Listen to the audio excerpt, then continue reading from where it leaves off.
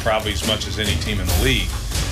But I don't fear them, I can tell you that much. I'd much rather have a win against a first ballot Hall of Fame coach, in Belichick than a slappy coach. I mean, shoot, he's going to get what I got. You got him. We got the Gronk. We're putting Kong on them. I get it. They got all the trophies, and they got the record says what it is. But, I think we got the same record as we had in that stadium on Sunday. It's a brand new team, and we'll see what happens. Don't talk about it, be about it. On Sunday, we'll see who can walk the walk, Belichick's Pats or Rex's Bills. Which team has the mental edge heading into Sunday, Mr. Bayless? I believe the New England Patriots won this week psychologically with one line from their head coach. Let's hear it. We've done okay. I think we've done okay against Rex Ryan. That's what Bill Belichick said. And that closed the case and closed the week for me. I like Rex. I love him in his press conferences and his media sessions. Loved having him on a show when we visited up to the training camp.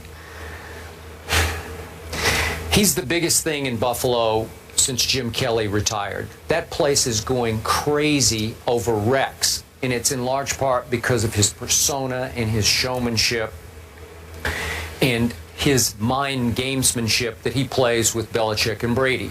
That excites that region. That place will be on fire this Sunday. But I thought that Rex got a little too full of himself this week.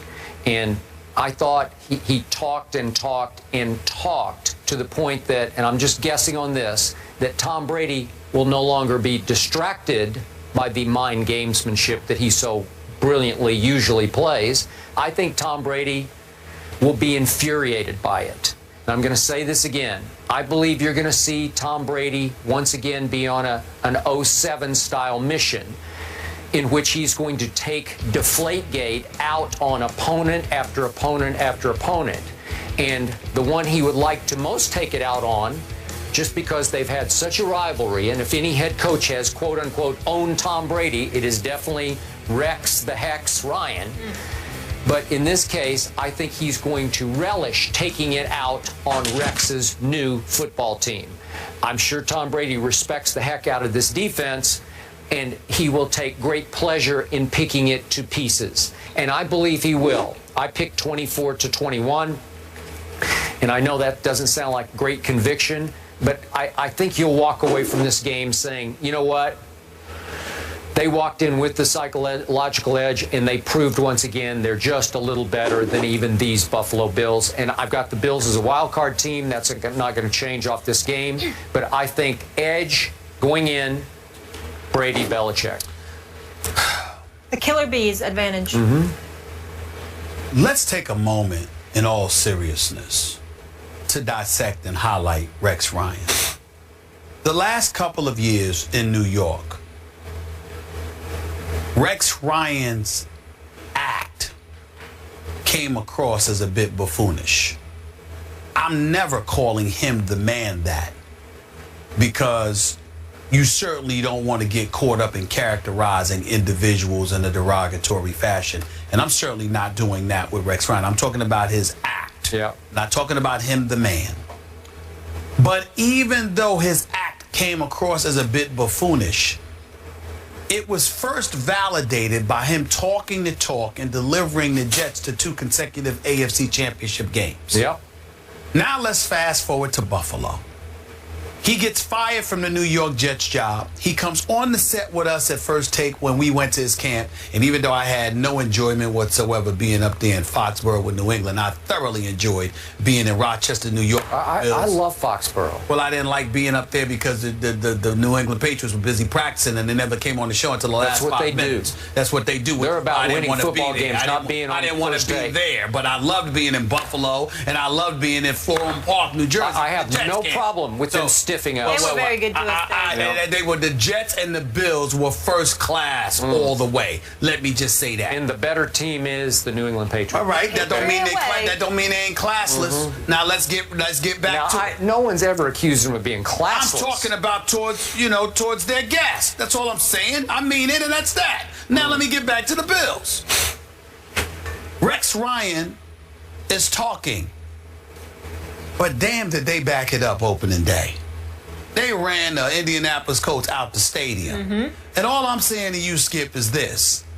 Let's give the man credit.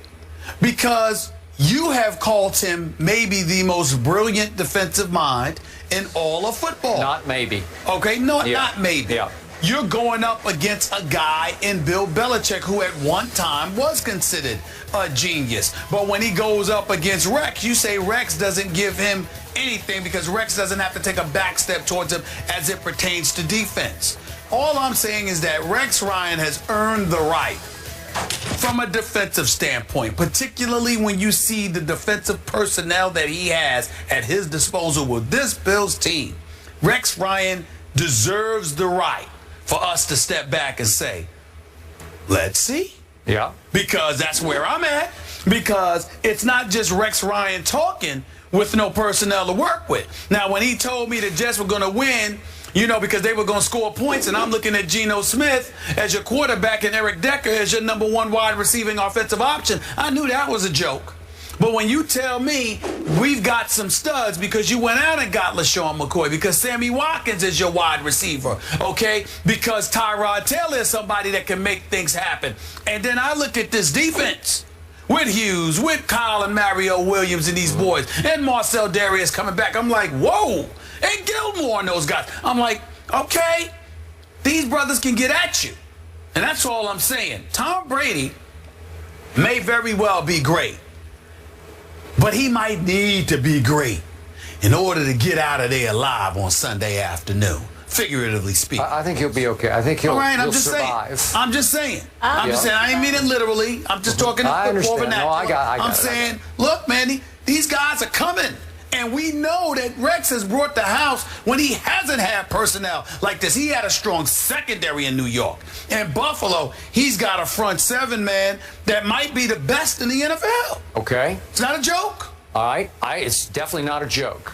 Now, back to psychological edge. Now we're being told that the Buffalo Bills official pro shop is selling little air pumps used to inflate or deflate footballs, selling them to the fans, maybe to take to the stadium.